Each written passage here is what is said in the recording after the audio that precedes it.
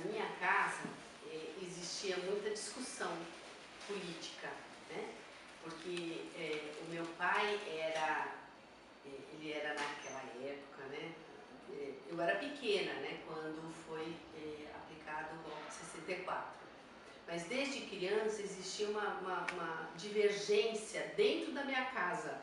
Então a minha mãe era a favor, né, a família da minha mãe era a favor do Adhemar de Barros, então eles consideravam, né, que vocês talvez nem conheçam, mas assim, então eles eram ademaristas, né, que se falava desse jeito. E o meu pai era janista, então existia uma discussão familiar mesmo, uma divergência entre pai e mãe, né? Foi a partir da morte do Herzog, né, aquele jornalista, que foi torturado em cárcere e depois eles forjaram uma morte com um enforcamento e tudo mais. Foi a partir disso que eu realmente comecei a ficar mais movida, né, e mais interessada mesmo, a leitura e tudo mais. Eu estudei no Colégio Estadual de São Paulo, uma escola pública, e antigamente, diferente de agora, as escolas públicas eram muito procuradas, né, pela população em geral. Não tinha muito essa divisão entre colégio público, escola pública e colégio particular. Na verdade, desde criança, não de criança, mas na época de adolescente, eu comecei a me interessar pela situação social em primeiro lugar e política por consequência, porque na época eu estudava em escola pública e a escola pública, você convivia naquela época várias classes sociais juntas, né? Não tinha essa separação, todo mundo estudava em escola pública. Então, assim, aos poucos, eu comecei a perceber assim, por que de repente eu estou estudando com o filho de um diplomata, porque isso aconteceu de verdade, e de repente com a filha da servente, né? Tá todo mundo da mesma classe. São coisas que começaram a suscitar essa coisa assim, por que uns têm mais, outros têm menos. E aí sim, a questão social é que trouxe a questão, na época das diretas já, né? Houve uma manifestação gigantesca, né? E eu tive a oportunidade de participar na Praça da Sé. E isso foi muito legal, porque assim, é uma resistência de um outro jeito, né? De uma outra forma, né? De você manifestar aquilo que você acredita, que era na verdade a questão da democracia, das pessoas poderem eleger as pessoas, né, o presidente, eleger aquelas que a gente sai na rua e fica lá, todo mundo andando na rua, reclamando, momentos que amigos foram presos e a gente ficava na frente do DEIC lá, para que não acontecesse nada com eles. Na hora que me chamaram para o Congresso, me chamaram também, nós ficamos um dia inteiro respondendo perguntas bestas, absurdas. Eu fui para a Hungria, eles acharam que eu tinha uma escola de balé, então eu estava ensinando comigo, né, os alunos. Está ignorante a coisa aqui. Se eu passei por alguma coisa foi quando houve o conflito do Mackenzie com a filosofia, na Maria Antônia, em que o quarteirão todo foi fechado. O que eles me relataram foi assim, que existiam calouros e que na passagem da Maria Antônia eles pediam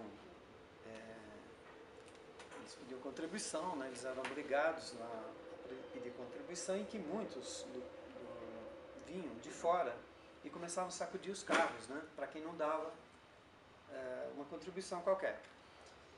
E houve uma certa assim, um embate entre o pessoal do Mackenzie e da filosofia, que já era antigo, né? Porque de um lado tinham comunistas, do outro lado não tinham comunistas, e uns se julgavam de um jeito, ou nomeados comunistas, né? A música, os festivais, então tinham as músicas, Geraldo Vandré, então foi nessa época que assim, as letras de música, músicos que foram, né, que foram até, foram para fora, né, tiveram que ir para fora e tal, então a letra das músicas, e tinha um movimento bastante nacionalista, assim, sabe, era música, porque assim, ao mesmo tempo que você ouvia Beatles, né, eu sou da época dos Beatles, dos Rolling Stones, né, do rock, e verdadeiro rock, né? Mas existia também essa música brasileira, né? E que tinham essas letras que falavam, às vezes até de uma maneira meio subliminar, né? Sobre uma resistência, né? Então, para mim, né, na verdade, a música, que eu gostava de música popular brasileira e que falava sobre essa resistência. No momento eu comecei a me interessar pela dança do Teatro Municipal, que não era aquela dança de repertório clássico, mas sim vinha muita gente de fora, né, muitos artistas de fora convidados, e era uma dança mais contemporânea. Foi aí que eu comecei a me interessar pelo que estava acontecendo, qual que era essa correspondência, né, da política com a arte, né? Eu saí desta escola que hoje em dia eu dirijo, né, para ir para o Balé Estágio, e o Balé Estágio era um dos grandes focos, enfim, de um trabalho, não de protesto, mas de um trabalho mais engajado, né? Politicamente mais engajado. E naquela época a gente dançava de Geraldo Vandré, dançava muito Nelson Rodrigues, e dançava uma série de outros temas também, que envolvia muito questionamentos sobre a sociedade, sobre a política, sobre como a gente estava vivendo aquele momento. E eu acho que naquela época, em contato também com outros artistas, diretores, né, me fez abrir um olhar mais amplo, né, e entender que a arte, né, conversa sim com a atualidade, seja ela qual for, mas conversa e tem as suas respostas, né? Tem as suas respostas, as pessoas se manifestam, se expressam através dela e, no meu caso, através da dança. Aí não foi nem o espaço, né? Foi o fato em si, você poder chegar até essa civilização que a gente não tocava aqui. A gente estava falando sobre índio nessa época e para nós foi muito importante ir até lá para conhecer a situação real. E dançar no espaço foi altamente emocionante, porque é a natureza pura, né? Então foi muito bom. Tudo aquilo que a gente fala em palavras aqui, né, tá maravilhoso. Você dançar, olhar para cima, ter araras em cima da sua cabeça, e dançar em terra batida, e em volta de índios maravilhosamente bem pintados. Isso tudo foi muito emocionante. E marcou o estágio como antes e depois do Xingu, porque quando chegamos lá, a gente sempre chegava assim com a vitória de trazer cultura para o e lá começou a receber isso. Então depois que nós saímos de lá, a gente começou a subir no palco sem nenhuma vitória por trazer cultura para alguém, sempre dialogando, passando a dialogar com o público e estamos sempre no mesmo nível. Trabalhar na Carne era assim, um ícone, né, digamos, uma peça, né, que acho que foram poucas as vezes e era desbravadora, porque era uma peça de teatro, né, feita para teatro, que pela primeira vez estava sendo montada para dança, né, uma dança que hoje em dia a gente pode até chamar de dança teatral, enfim, um movimento mais teatral, mas era desbravadora justamente por isso, porque discutia assuntos que levavam não só para aquilo que a gente estava vivendo na época, certo? Que é a representação da nossa sociedade, né? E as suas marginalidades, né? E, ao mesmo tempo, se distanciava daquela imagem que a gente tinha do balé ou da dança na época, né? Que é aquela coisa de tchutchu, com as coroinhas, com sapatilhas de ponta, fazendo movimentos leves e que levava para uma Europa que a gente não era Europa, né? E não é, né? Mas enfim,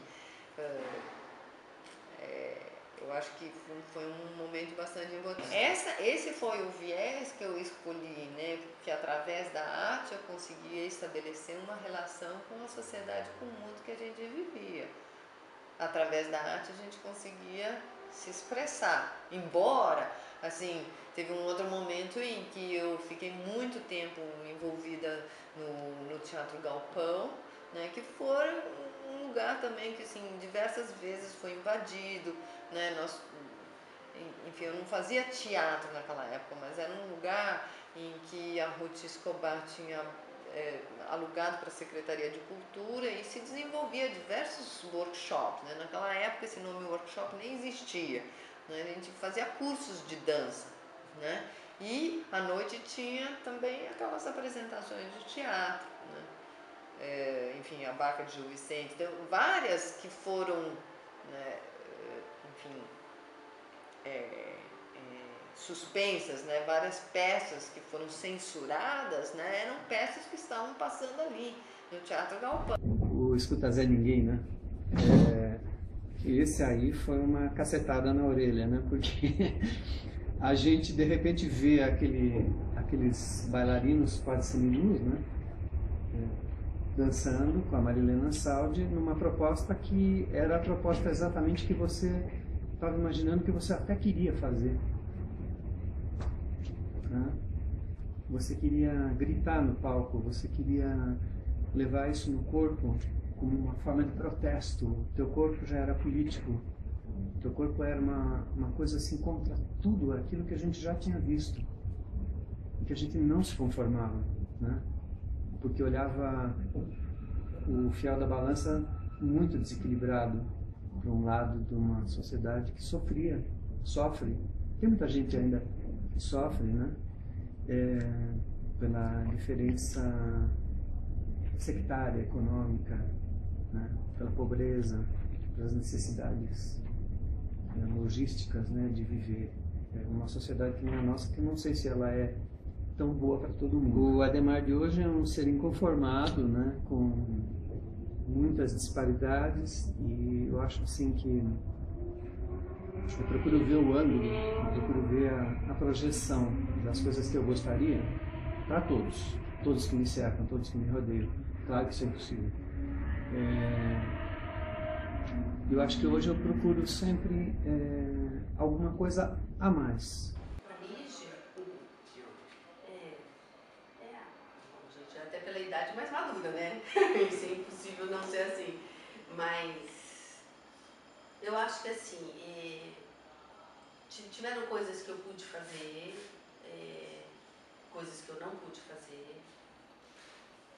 Faria tudo igual, né? Eu acho que assim, nessa questão desse período de ditadura, eu acho que assim, foi um período que eu vivenciei na juventude mais, porque isso demorou um certo tempo, né? Até vir o Tancredo Neves, que na verdade nem assumiu, e aí assume Sarney, então a gente está numa democracia muito recente, né? Isso tudo contribuiu para que eu tivesse um olhar mais amplo sobre vários aspectos, assim, o Brasil. Eu sempre gostei, né? Eu acho que assim, isso só me instigou a olhar de uma maneira mais abrangente o que é o Brasil, o que é o povo brasileiro. Eu sempre me interessei por isso. A Marta Gitani, hoje você sabe que eu tenho perguntado muito, assim, no meu espelho. Eu não escrevo nada. Isso essa música, quando a gente ouvia, a gente ficava muito emocionado, né? Era uma música que era o verdadeiro hino, né? Vem, vamos embora, que esperar não é saber. Quem sabe faz a hora, não espera acontecer. Vem, vamos embora, que esperar não é saber. Quem sabe faz